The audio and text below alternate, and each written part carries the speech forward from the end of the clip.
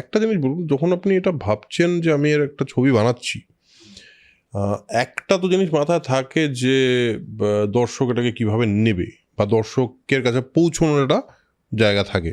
তো যখন আপনি বানাচ্ছিলেন তখন কি আপনার মাথায় কিছু ছিল, নাকি আপনি জাস্ট আপনার মতো করে ছবিটা বানিয়ে গেছেন?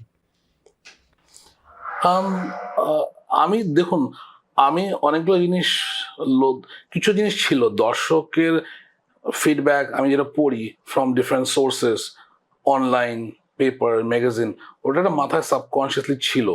আর দ্বিতীয়, বাট মেইনলি ছিল যে আমি কি নিজে দেখতে চাই, আর যেটা হচ্ছে না, মানে হচ্ছে না, দ্য সেন্স দ্যাট লোকে বানাচ্ছে না কেন, কেন স্পাইডারম্যানের মতন ছবি বানাচ্ছে না, কেন সোনার কেল্লার মতন ছবি বানাচ্ছে না, ওই জনরে, ওই থিমে, ওই ওই অ্যাপ্রোচে বানাচ্ছে না কেন, সেটা একটা মাথায় ছিল যে because I enjoy watching those kind of movies. মানে আপনি ওই ছবিটা বানাতে চেয়েছেন যে ছবিটা আপনি দেখতে চান?